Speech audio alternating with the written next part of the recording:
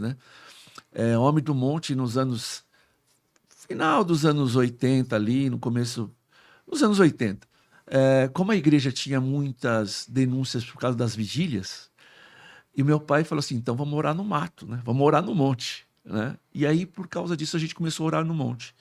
E lá no monte eu tive muitas experiências com Deus, com meu pai, e uma dessas experiências foi um anjo literalmente pegar minha mãe e levar para um outro lugar. Isso não foi um, ou dois, ou três, ou quatro. Todos que estavam lá, umas 30, 40 pessoas, viram o anjo pegando a minha mãe e levando para um outro lado. Fisicamente. Fisicamente, todo mundo viu que estava tipo, lá. ela estava voando, ou foi teletransportada. Puxada. Você via a pessoa sendo levada, assim, né? Nesse ângulo. Não, ela sendo levada para um outro lugar e Deus falando com ela. Deus falou com a minha mãe através do anjo. Ela trouxe o recado. Depois disso, ela desmaiou, foi acordar em casa. Então, essas experiências, né, eu recebi desde a minha infância, de glória, de monte, de anjo. Então, fui forjado já debaixo dessa unção, debaixo desse fogo, debaixo dessa presença, debaixo de coisas do sobrenatural. É bom isso, né? Crescer debaixo do poder de Deus. Que maravilha. Sim. Então, você é filho de pastor, Sim. né? Que ele era pastor, Sim. né? E pastor do monte ainda, ele Sim. faz pastor e a pastora. Então, para o ministério foi algo rápido, fácil, quando você chegou ali na adolescência, ou teve alguma crise? Eu tive crises, né? Mas eu fugi muito do meu chamado. Eu creio que a unção apostólica, quando uma pessoa nasce para ser apóstolo, ele nasce apóstolo. Eu acredito que quando você nasce, Deus já determinou para você o que você vai ser. Então, chegou um período da minha vida que eu fugi disso, porque eu via todo o sofrimento de um pastor. Hoje é status ser pastor, hoje né, a maioria das pessoas querem ser pastores. Mas naquele tempo, onde a igreja passava por grandes dificuldades e por desafios grandes que a igreja passava, homens e mulheres de oração, e eu vi toda a guerra espiritual, toda a guerra física, toda a guerra emocional que um pastor passa. Então, através disso, vendo meu pai e a minha mãe, o sofrimento deles, eu não queria isso para minha vida. Então, eu falei, eu não quero viver o que meu pai e que a minha mãe viveram, né? Guerras assim, com traição, ingratidão e todas essas coisas que a gente sabe que acontece. Então, nesse momento, eu e meus irmãos, né, os 3 mais velhos, nós somos em 5 irmãos, nós rejeitávamos a ideia de ser pastor. Mas a coisa foi tão poderosa, Deus cercou tanto, Deus apertou tanto o cerco para mim que não teve jeito. Porque quando você foge do seu propósito, é o Jonas no barco. Nada dava certo. Tudo, você é bom, você é excelente, as coisas... Todo mundo fala, olha, você, como músico, né? Eu era músico. Você é um bom músico, mas não vai dar. Ia numa empresa, olha, você é um bom funcionário, mas não vai dar. Você era um espírito de excelência em um lugar errado. Então, muitas das vezes, existem pessoas que ela tem esse espírito de excelência que herdou de Deus, que Deus trouxe para essa pessoa, mas está em lugares errados, e estando em lugares errados, as coisas não dão certo. Então, Deus apertou, até um ponto que eu não aguentei mais, né? E vim para os braços do Senhor, literalmente. Literalmente. Falou assim, vou obedecer o chamado. Vou obedecer o chamado. E eu estava numa crise muito grande, emocional, física e financeira com a minha esposa. Estava casado. Estou casado com a Patrícia, minha esposa Patrícia, minha filha Natasha, Daniel, Isabelle, o genro que é o Samuel e Mateus, pode esquecer, né? E os meus 2 netos, que é o Felipe e o Mateu. Então eu estava com a minha esposa, mas eu estava passando uma crise muito grande, pastor. Estava passando uma crise violenta. E o meu pai me chamou para ir para um retiro espiritual. Meu pai me chamou, ele viu que estava difícil. Sabe aquela pessoa perdida dentro da igreja? A dracma perdida. Ela está dentro da casa, o talento, o dom está lá, mas está perdido. E eu estava perdido dentro da igreja. E aí meu pai falou, vamos para esse encontro, vai ser 3 dias. Eu falei assim, eu não estava muito afim, mas acabei indo. Falei, vou chegar lá, piscina, futebol, né? Um louvor lá, uma palestra, vai ser bom. Mas quando eu cheguei lá, era Bíblia e oração. Oração e Bíblia, né? A carne foi, né? Profeta Jeremias. O vaso foi quebrado, né? E ali eu fui quebrado, pastor. E na noite de sábado, à noite, eu recebi, eu senti que eu estava perdoado. Porque quando você nasce debaixo, é uma grande responsabilidade. Quando você nasce vendo essas coisas do sobrenatural, e depois você se afasta de Deus, estando dentro da igreja, é muito doloroso, é ruim, porque você sabe que Deus existe. Você crê nos céus, no inferno, mas você não tem forças para caminhar. De traumas, de dores, de tantas coisas que uma criança e um adolescente passa. Então eu era muito fechado, porque imagine assim, você sendo filho de pastor, e você chegar assim para algum obreiro ou para alguém da época e falar assim, viu, eu errei, eu pequei. A primeira coisa que eles iam fazer contigo não era nem com você, é com o seu pai. Era que seria com meu pai. Olha o filho do pastor fazendo. Então era uma pressão. Eu não sendo pastor, eu carregava a pressão de um pastor. Então as coisas que aconteciam de errado, você não podia externar, porque a própria comunidade se levantaria não contra você propriamente dito, mas contra o meu próprio pai, a sua liderança. Então, por causa dessa religiosidade, muitas coisas aconteceram na minha vida que foi ficando bloqueado, não tirava para fora, então eu acabei me perdendo, né? E por decisão também, né? Pela decisão, conhecer o mundo, menino, escola, e tudo isso faz parte, né? E aí, quando eu estava nesse lugar, nesse encontro, tudo isso que estava dentro de mim, toda essa emoção, toda culpa, ressentimento, pecado, coisas que estavam ali dentro, incomodando por anos a minha vida, eu fui liberto. Deus falou comigo literalmente. E foi tão interessante, porque eu sempre vi meu pai no altar. Meu pai no altar e eu sentado, meu pai no altar e eu sentado. Mas naquele trabalho, naquele evento, o meu pai também estava participando, não como ministrante. E eu estava sentado com meu pai. E somos em 5 irmãos, e só estava eu e meu pai, não tinha irmão nenhum, não estava minha mãe, só eu e meu pai. Era um tempo para mim e para o meu pai. Uma restauração. A restauração da paternidade. E quando eu estava sentado com meu pai ali, o irmão ministrando, e eu olhei para o meu pai, eu beijei o meu pai, pedi perdão para o meu pai de tudo o que tinha acontecido, o que eu fiz ele passar. E aí meu pai me abraçou e pediu perdão para mim.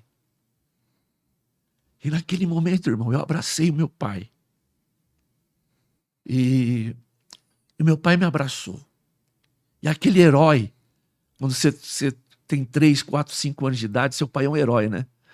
Mas depois com as guerras e os traumas da vida, acaba sendo um vilão.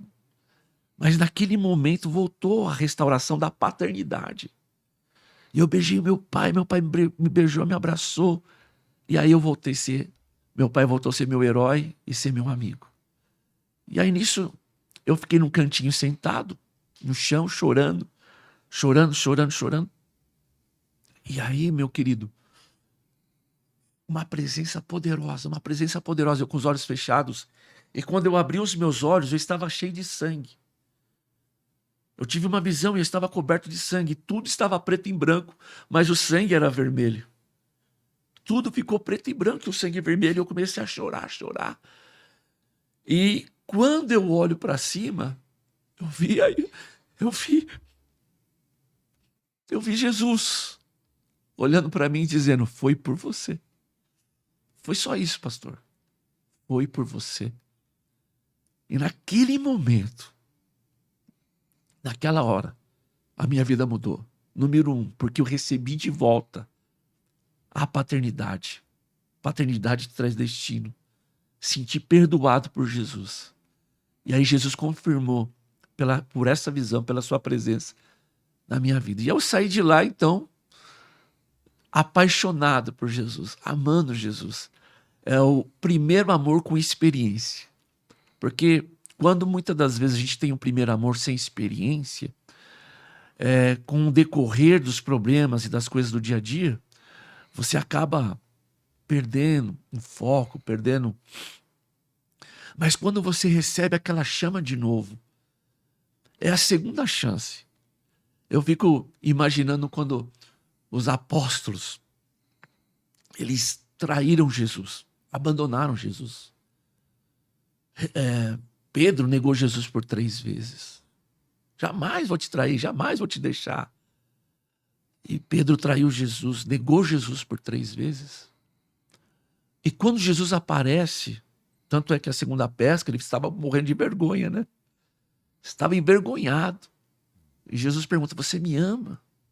Você me ama 3 vezes para quebrar as 3 vezes que ele disse que não amava.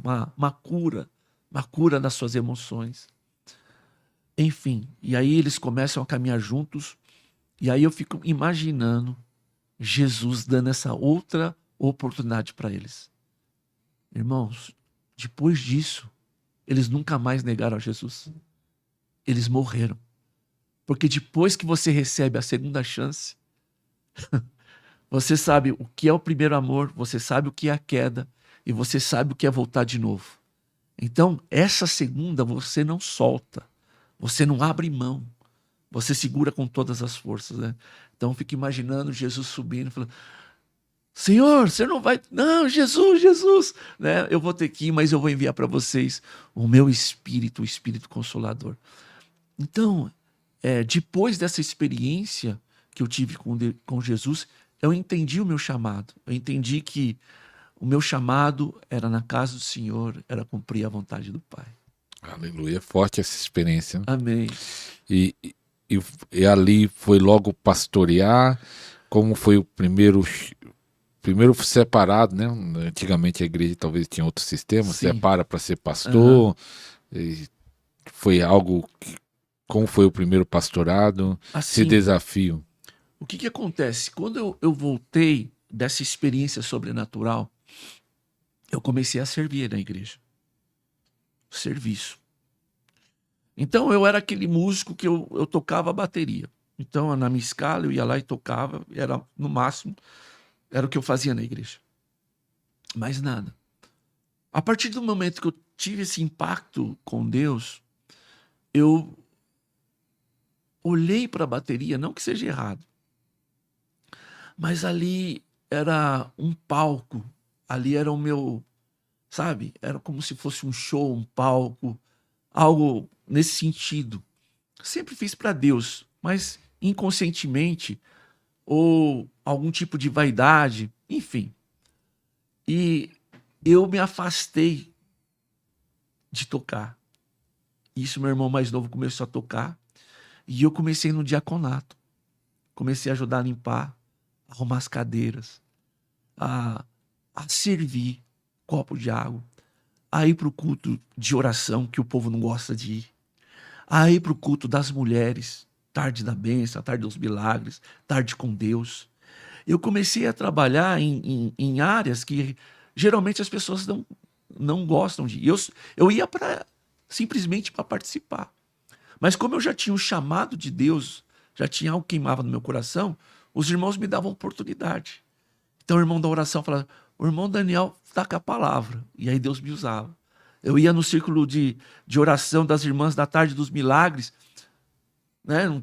Quase não vai muita gente, não vai homem. Olha, o irmão está com a oportunidade para pregar. E eu comecei a servir a igreja. Eu comecei a trabalhar nas coisas pequenas da igreja, nas coisas que as pessoas não dão valor. Essa que é a grande verdade. E ali o Senhor começou a me honrar, me honrar, me honrar. E aí eu lembro que o meu pai me deu um culto de terça-feira. Terça-feira era aquele culto que não ia muita gente, meio um culto fraco, aquele culto, né? Que o povo não vai, né? Que você sabe que tem um culto que tem mais movimento, outros não. E aí meu pai falou assim, olha, você vai fazer o culto de terça-feira. Eu falei, meu Deus, né? Eu falei, pelo menos não vai muita gente, mas eu vou fazer. E aí eu comecei a ministrar na terça-feira. Mas antes disso, eu comecei a servir e aí me colocaram para ministrar no louvor. Me tiraram da bateria e me colocaram para ministrar. Não canto muito, mas tenho noção de afinação, de altura, e eu comecei a ministrar. E nisso que eu comecei a ministrar, o Senhor me deu louvor de guerra. Então, hoje é muita choradeira no louvor, viu? Nada contra o chip, né? Nada, mas é Você muito... acha que o louvor mudou daquela época? Muito. Para melhor ou para pior? Para pior. Porque o louvor, ele tem que ter... o louvor tem várias faces, né? A celebração, o clamor, a guerra. Então tem a guerra, o clamor. E também tem a parte mais intimista, mais do secreto. Então eu vejo que a igreja ela ficou mais nessa coisa intimista, mais do secreto, mais do choro, mais da, sabe? Ô Senhor, ô papai. Esquece que tem a guerra. O louvor desafiando. O nosso general Mano, vamos pro fight, né? Isso é do meu tempo. Seguimos o seu passo. E foi assim que o evangelho... E marchava, né? E marchava, e declarava. Eu tenho uma canção que o nome dela é Vencedor. Você mesmo compôs? Eu escrevi. Persegui os inimigos e alcancei, os consumi, os atravessei, e aos pés do Senhor caiu para não se levantar. Né? Então, falta esse louvor agressivo, falta esse louvor de guerra, falta esse louvor de tomar posse de território. Então, hoje você vê uma coisa muito passiva, é legal, faz parte também. Mas, gente, nós temos outras faces do louvor. E alegria também, né, irmão? Cadê a alegria? Nós somos salvos. Verdade. Tá faltando alegria. Então, o louvor tem que ter alegria, tem que ter celebração, tem que ter guerra. E tem que ter esse momento também de aquebrantamento. Então, hoje a igreja brasileira, praticamente, acho que no mundo inteiro, tá só naquela frequência do pad, né? Né? E não tem mais o fight. Então, o Senhor está chamando a igreja para viver essa experiência de guerra, sabe? Guerrear cantando, guerrear tocando, os tambores vindo. Quando os tambores vêm, o mundo espiritual estremece. Por que você acha que nos centros de feitiçaria eles usam os tambores? As pessoas que não conhecem o evangelho têm mais sabedoria do mundo do espírito que os próprios que estão dentro da igreja. Então, quando você toca o tambor, é guerra. Vencendo, marchando, lutando ali, os inimigos começam a cair por terra. Então, falta isso na igreja. E eu estava lá no louvor, nesse nível de guerra. E vamos para cima. E baterista pulsando, pedindo pro irmão, vamos.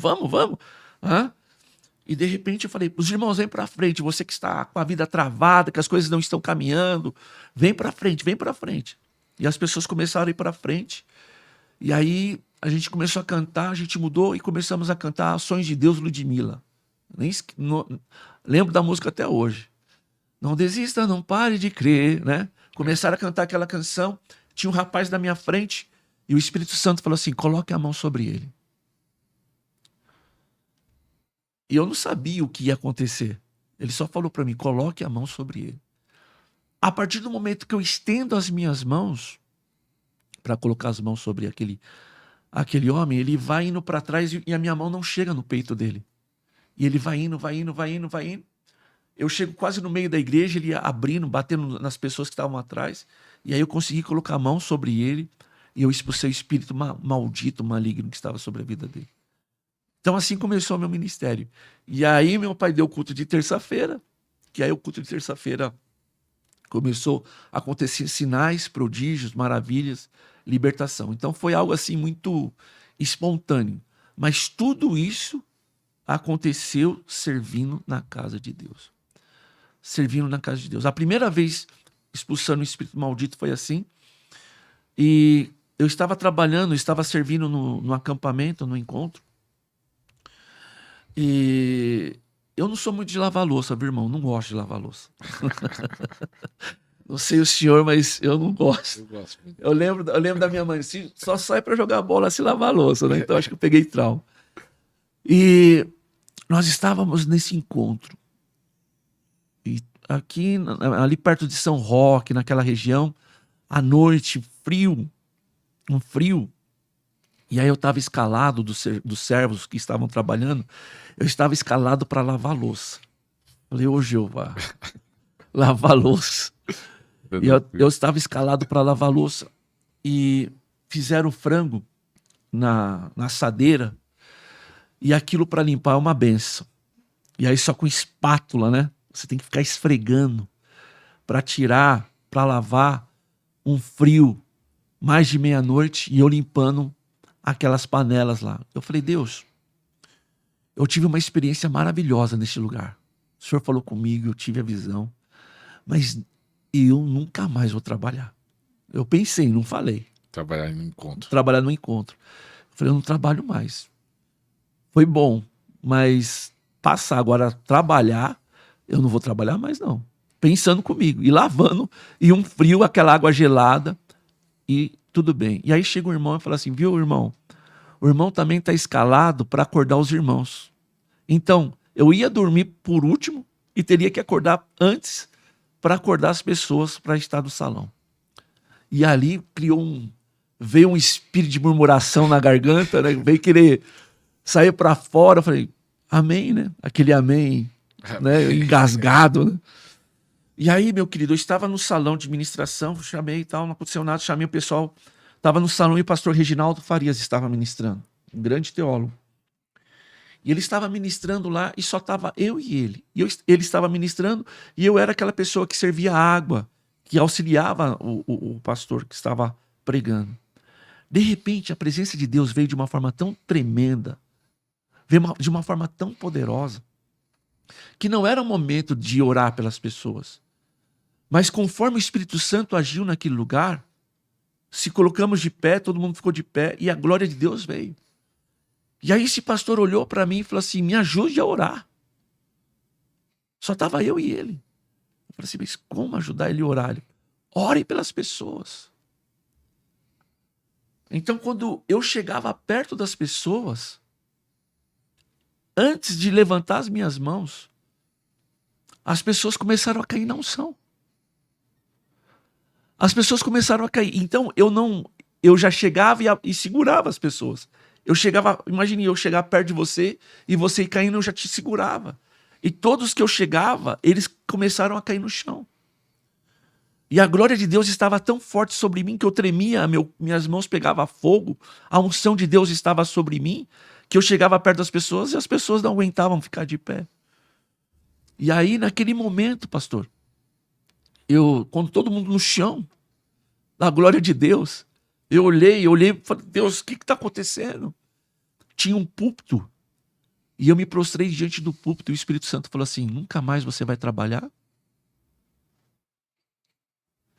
E eu falei, me perdoa, Espírito Santo, me perdoa, por toda a minha vida, eu vou dar a minha vida para ti. E nunca mais deixei de trabalhar. Nesse último final de semana, eu tive um encontro com Deus, e agora eu sou ministro, né?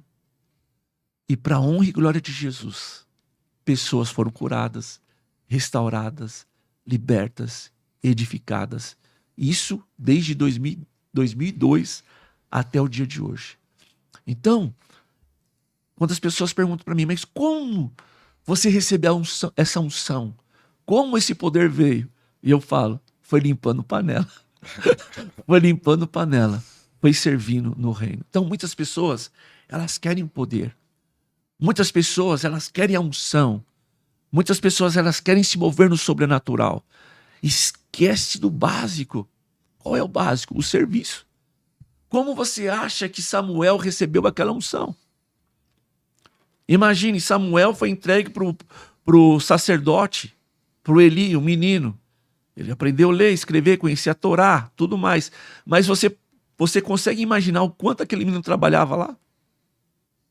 O limpar, o cuidar do tabernáculo, o serviço que Samuel prestou. Então a glória de Deus estava sobre ele, porque ele estava na arca, mas é porque ele estava servindo a arca, que é a glória de Deus. Então muitas pessoas querem a glória de Deus, mas as pessoas têm que aprender a servir a glória de Deus. Então, a partir do momento que você serve na glória de Deus, a glória de Deus se manifesta através da sua vida. Aleluia. Você pegou um ponto aí, você não quer servir, mas quer unção, meu irmão. A chave é serviço. E quando você foi enviado, né? Eu estava conversando agora há pouco, para cuidar de uma igreja, como foi isso? De falar assim, ó, pastor Daniel, não sei se já estava sendo pastor ou missionário, você vai abrir igreja em tal lugar. Como foi essa experiência dessa missão que foi passada para você? Então, pastor, Deus me abençoou. Eu estava trabalhando na Anvisa, consegui comprar meu apartamento, minha esposa estava grávida da Isabelle, e meu pai chegou, primeira filha? a terceira, a última. E meu pai falou assim, olha, nós precisamos de mandar alguém para o interior de São Paulo, porque nós estamos com um problema sério na nossa igreja. Daí, entre eu e meus irmãos, eu não imaginava que meu pai ia falar para mim. E meu pai falou, e a você, Daniel? Falei, pai, não pode ser. Ele falou, filho, Deus tocou no meu coração, Deus falou comigo e a você. Mas aí, querido, eu estava com a minha esposa grávida, trabalhando, um apartamento cheirando tinta, novo. E aí meu pai disse, é para você. E eu falei, pai, eu vou orar, vou pedir a Deus, mas já no meu coração já estava, sabe quando já estava decidido. O crente fala, eu vou orar, mas só para, né, não só falar não, né? Mas já está dentro dele. Não. E eu fui, falei, Deus, tem misericórdia. Mas eu sempre fiz uma oração muito perigosa. Então a gente tem que ter cuidado com as orações. E eu falava, Senhor, todos os meus sonhos e os sonhos que eu ainda vou sonhar, eu ofereço ao Senhor. E uma outra oração, que é poderosa, que eu fiz assim a Deus. Falei, Senhor, o Senhor tem um projeto. Nesse exato momento, o Senhor tem um projeto poderoso. E eu quero fazer parte desse projeto. Eu não sei qual peça eu serei, mas eu quero fazer parte desse projeto. Então essas duas orações, essas frases, no mundo do Espírito, são poderosas.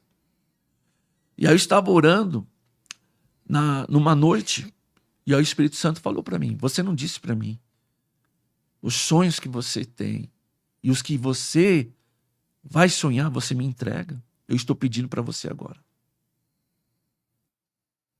E eu fui trabalhar com aquilo no coração. Mas eu tinha minha esposa. Como que eu vou falar isso para ela? Deixar meu trabalho, grávida, um apartamento novo que ela estava amando.